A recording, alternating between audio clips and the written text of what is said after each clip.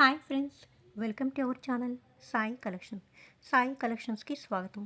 ముందుగా గంగమ్మ తల్లికి నమస్కరించుకొని ఈరోజు నేను మీ ముందరికి cotton saris and cotton dress మెటీరియల్స్లో ప్రింటింగ్ విధానాన్ని మీతో షేర్ చేసుకోబోతున్నాను అనమాట. అందులో భాగంగా ఈరోజు నేను సాయి ప్రింటింగ్ శారీస్కి వచ్చేసానండి. ప్రొపరేటర్ గారైన మల్లికార్జున్ గారు మనకి ఈ ప్రాసెస్ని అంతా వివరించారనమాట. అందులో భాగంగా ముందుగా వైట్ రా శారీస్ని తీసుకుంటారనమాట.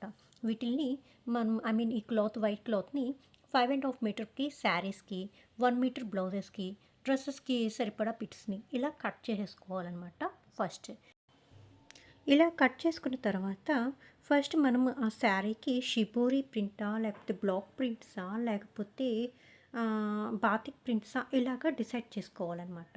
ఇలా మనం ఫస్ట్ డిసైడ్ చేసుకున్న తర్వాత నెక్స్ట్ దానికి తగ్గట్టుగా మనం ప్రాసెస్ అనేది స్టార్ట్ చేసుకోవాలి. ముందుగా అయితే మనం ఈరోజు బాతిక్ ప్రింట్స్ చూద్దాం. దానికి కావాల్సింది ముందుగా మైనం అనమాట. మైనాన్ని చూస్తున్నారు కదండి, చిన్న చిన్న ముక్కల్లాగా ఉంది కదా, అది రా మైనం అనమాట, ఒరిజినల్ది. దాన్ని అలాగా కింద స్టవ్ పెట్టుకొని పైన ఒక ట్రేలో అలా కరిగిచ్చేసుకోవాలన్నమాట టోటల్గా. సో అది కూడా ఒక స్పెషల్ మైనం అనమాట, నార్మల్ది కాదు. సో అటువంటి మైనాన్ని మనం కరిగిచ్చేసుకొని నెక్స్ట్ మనం ఒక బెంచ్ అనేది రెడీ చేసుకుని దానిపైన మనం వేయాల్సిన డ్రెస్ కానీ శారీ కానీ సెట్ చేసుకోవాలన్నమాట. ఏ టైప్గా మనం వేసుకోవాలన్న డిజైన్ని, బ్లాక్స్ని ముందుగానే నిర్ణయించుకొని రెడీ చేసేసుకోవాలన్నమాట. చూస్తున్నారు కదండి, ఇప్పుడు వేస్తుంది కింద బోర్డర్ అనమాట, బ్రష్తో బాతిక్కి, సో మైనంతో అనమాట.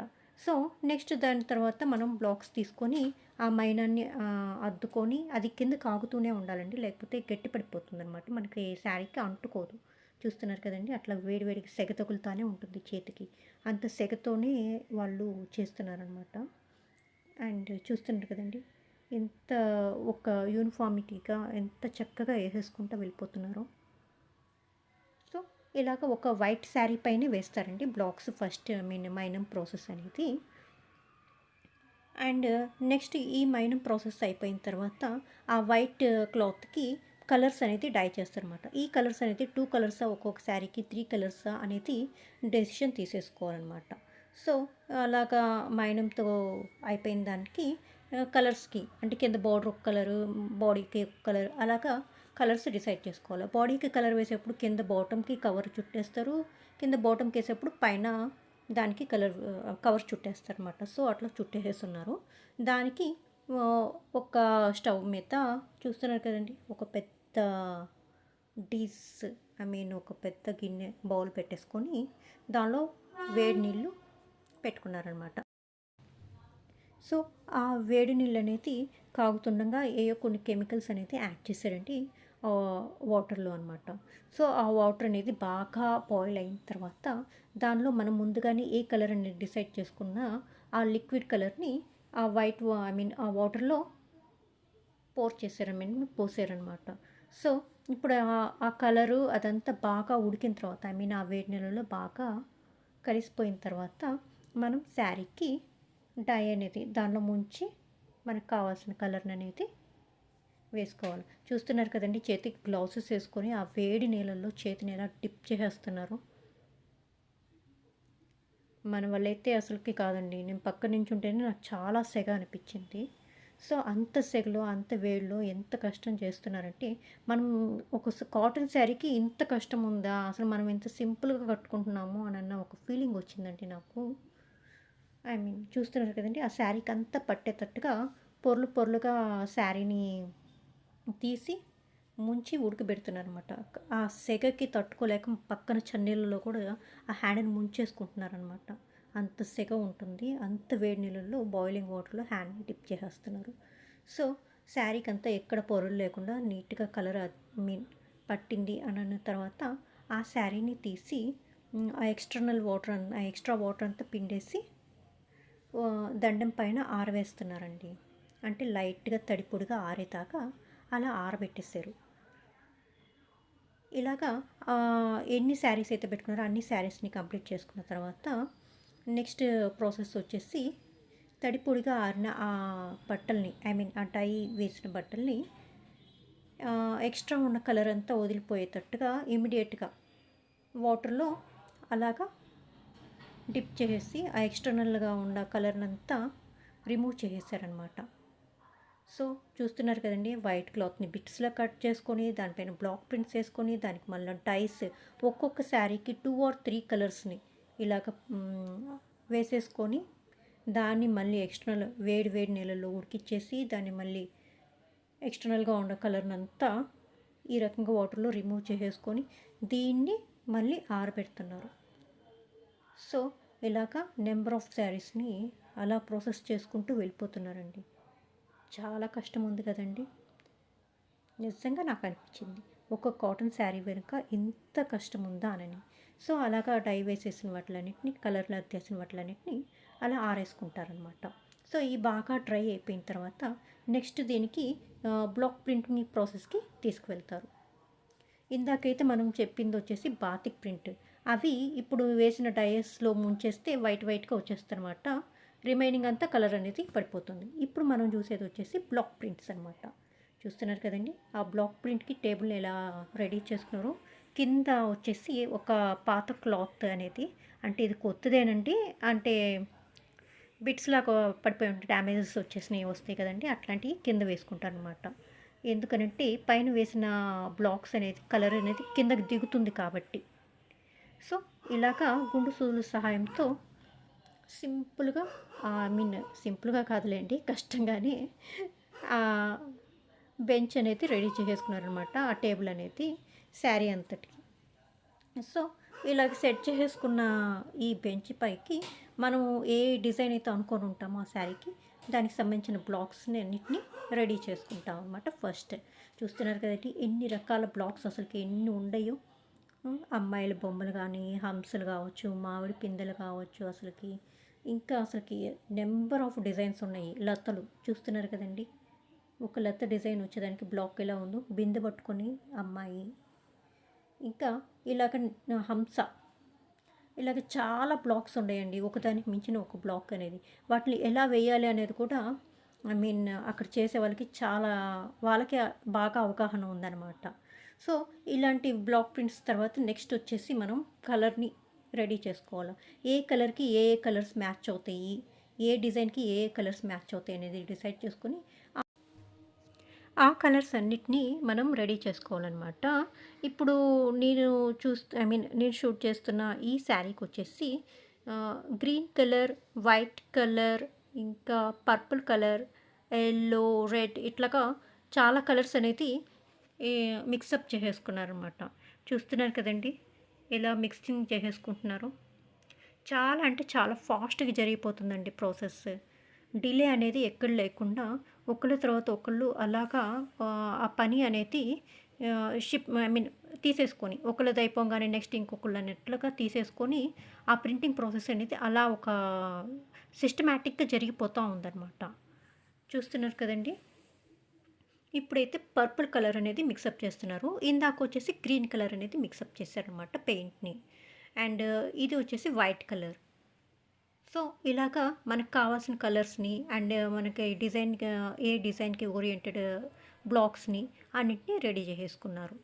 సో ఇలాగ రెడీ అయిన వాటికి నెక్స్ట్ మనము ఇందాక టేబుల్ పైన మనం ప్రింట్ వేయాల్సిన శారీ అనేది ఫిక్సప్ చేసేస్తున్నారు కొంతమంది.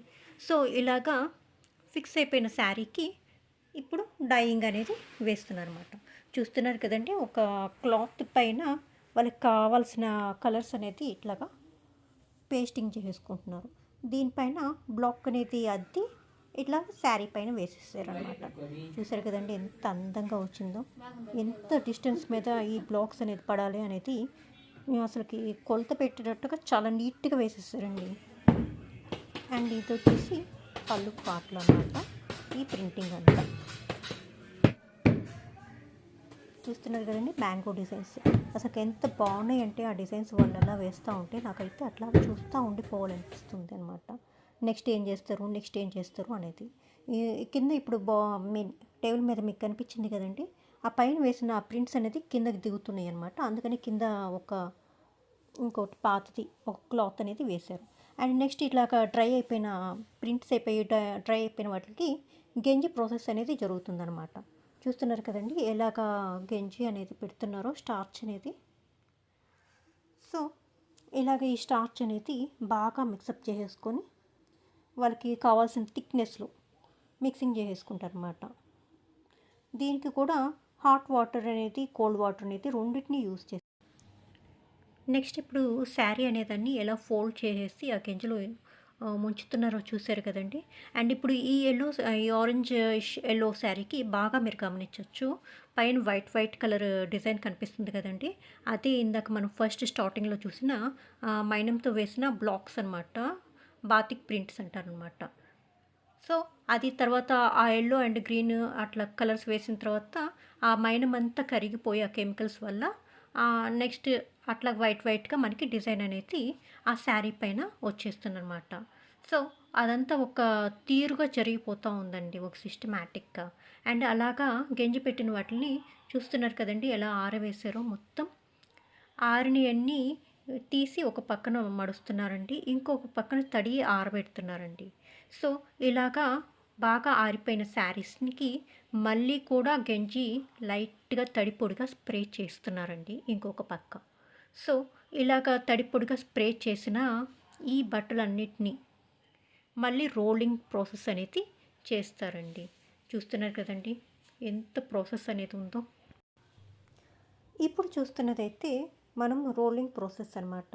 చూస్తున్నారు కదండి, తడి పొడిగా మనం గెంజి స్ప్రే చేసిన శారీని ఇలాగా అటు ఇటు ఒక స్టాండ్ ఉంది కదండి, ఆ స్టాండ్కి ఒక చెక్కతో చేసిన, అంటే ఈ రోలింగ్ ప్రాసెస్కి సరిపడినట్టుగా తయారు చేసిన ఆ చెక్కకి ఈ శారీ అనేది చుట్టడం అనమాట. చూస్తున్నారు కదండి, మీరు శారీని గమనిస్తే తడి పొడిగా ఎలా కనిపిస్తుందో గెంజి అంతా స్ప్రే అనేది. సో ఈ ప్రాసెస్కి నలుగురు అనే మెంబర్స్ అనేది నీడ్ అవుతుందండి. ఒక ఇద్దరు అలాగా సైడ్ ముడతలు రాకుండా పట్టుకుంటే, ఇంకొకళ్ళు కానీ ఇద్దరు కానీ ఇటు చివర ఆ సపోర్టింగ్కి ఆ శారీకి పట్టుకొని మూమెంట్ అనేది ఇస్తున్నారనమాట.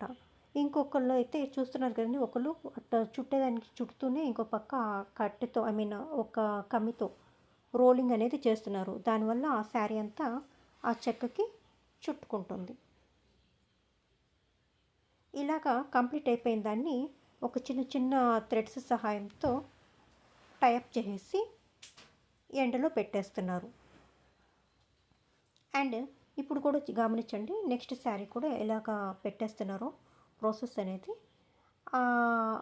వుడెన్ చెక్కకి వచ్చేసి ఆ చెక్కకు వచ్చేసి చిన్న చీళ్ళు ఉండేయండి, సపోర్ట్తో ఆ శారీ అనేదాన్ని ఆ చెక్కకి ఫిక్సప్ చేసేస్తున్నారు.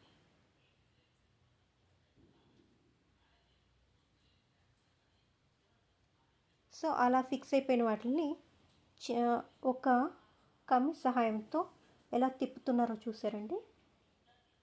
అలా శారీని తిప్పుతూనే ఇంకో పక్క ముడతలు రాకుండా పట్టుకొని, ఇంకొకళ్ళు ఆ శారీ కింద పడుకున్న చుట్టేదానికి సపోర్ట్ చేస్తూ ఇటు సైడ్ పట్టుకొని ఎంత స్పీడ్గా ప్రాసెస్ అనేది చేసేస్తున్నారు.